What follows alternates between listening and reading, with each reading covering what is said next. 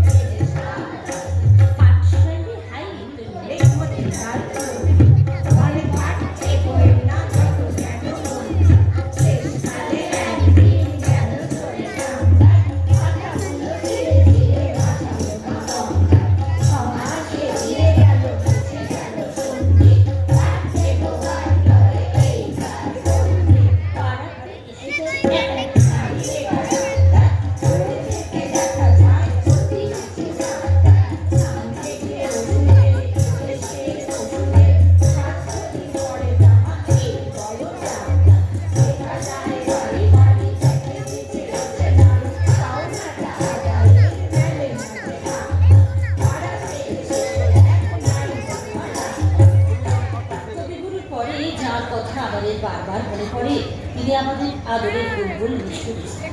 প্রতিবেশী দেশের মানুষ হয়েও কবিগুরুর সঙ্গে তার সখ্যতা ছিল নন্দিনী। কবি